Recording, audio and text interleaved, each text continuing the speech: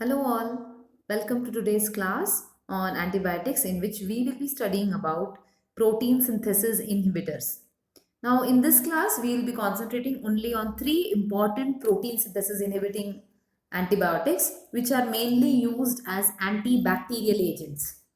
Before we get into what are the antibiotics that we'll be studying, the three antibiotics will be dealt with under these four subtopics. That is the source from which the antibiotic has been produced, the structure of that particular antibiotic, its spectrum, and finally the mode of action. So the first antibiotic we'll be talking about in detail is streptomycin. Now this is one antibiotic which you would have heard about because it was one of the first antibiotics to be discovered from actinomycetes. Actinomycetes are actually gram-positive bacteria, but like the name says, the second part of the name, actinomycete. Mycete is something that is resembling a fungus. These are bacteria which have filamentous structures resembling that of fungi. That's why they're called as actinomycetes. And actinomycetes are soil bacteria which are a very rich source of antibiotics. From the time we have discovered streptomycin from an actinomycete, we have been able to isolate or identify several antibiotics from actinomycetes.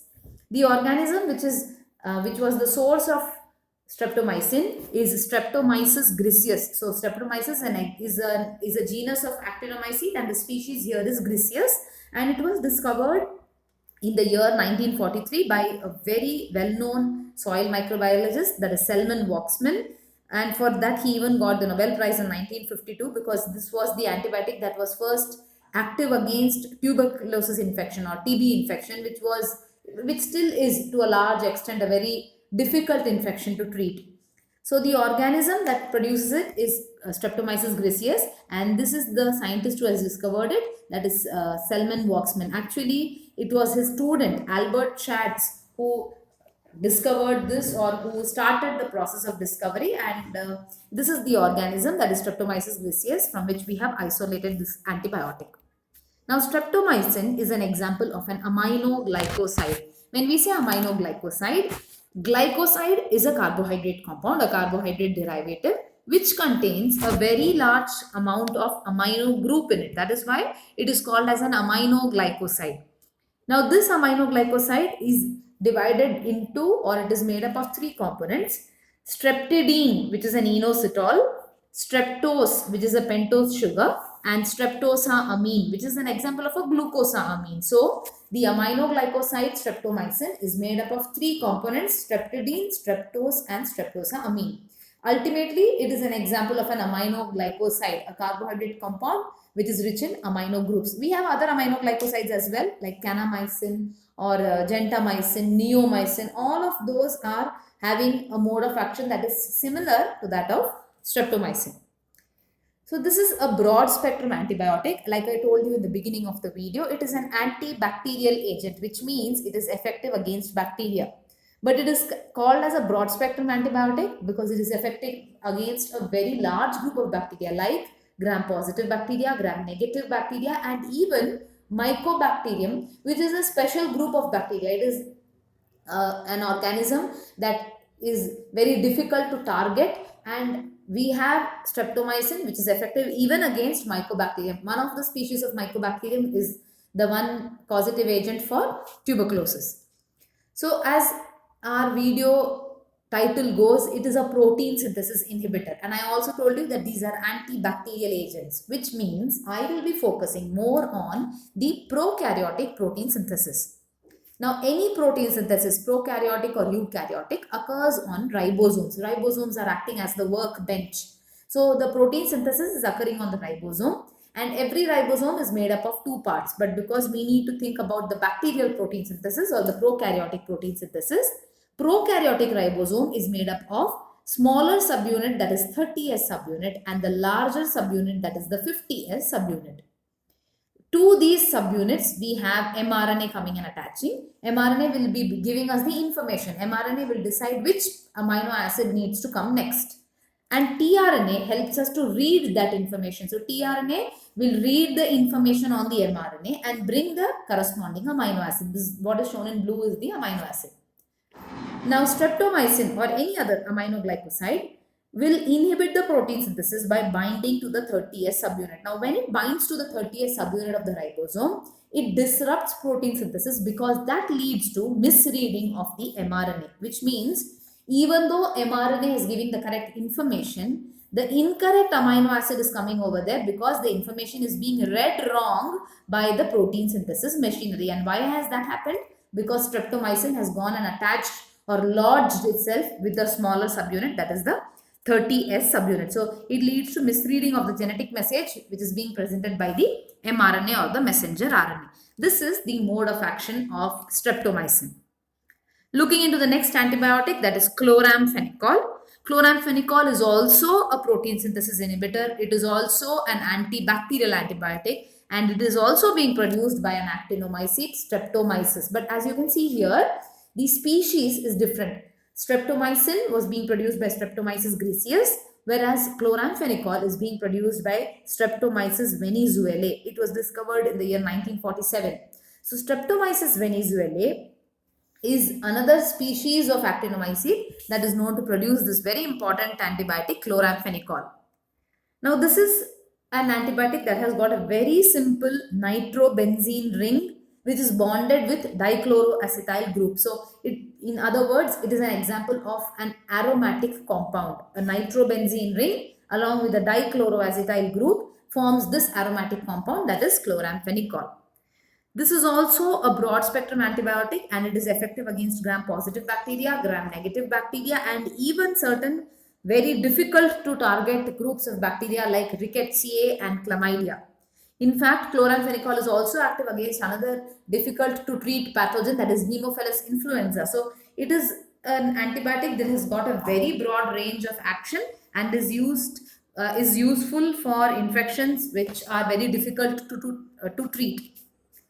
Mode of action is again, it is a protein synthesis inhibitor, a prokaryotic protein synthesis inhibitor. But here the difference is that in the larger subunit of the ribosome, that is the 50S subunit of the prokaryotic ribosome, inside the subunit, there is something called as an rRNA or ribosomal RNA. So rRNA is a structural part of the 50S subunit of the ribosome.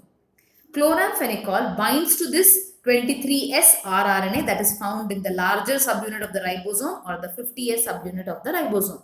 Now, when it does so, when it binds to the 23S rRNA, that causes the inhibition of, or that leads to the inhibition of the peptidyl transferase activity of the ribosome. So, in the ribosome, for forming the peptide bond between the incoming amino acids, we have the enzyme peptidyl transferase. And when the 23S rRNA of the 50S ribosome is getting, or 50S subunit of the ribosome is getting blocked, the peptidyl transferase activity gets blocked. So even though amino acids are there, even though mRNA is ready, tRNA is ready, there is no peptide bond being formed. Basically, there is no protein or polypeptide being formed. This is the action of chloramphenicol.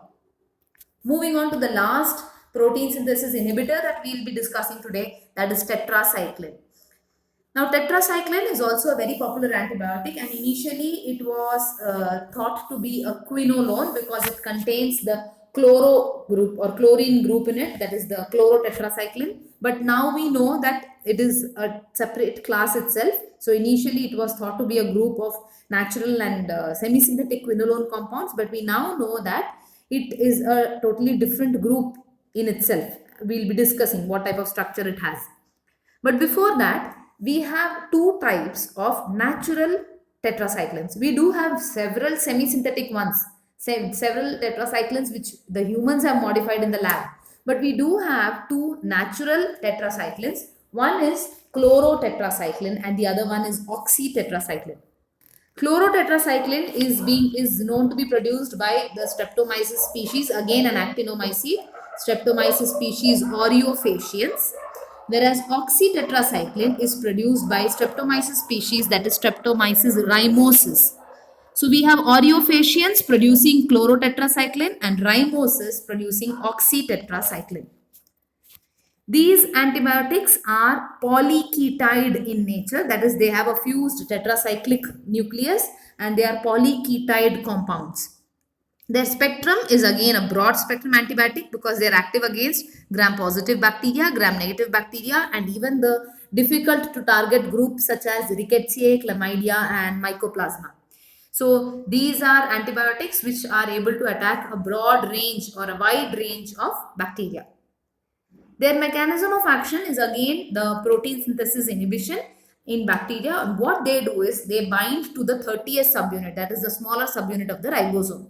When they bind to the smaller subunit of the ribosome, it prevents the binding of amino acyl tRNA. So even though the tRNA is ready with the amino acid, the tRNA is it can read what is the mRNA wanting and deliver that particular amino acid.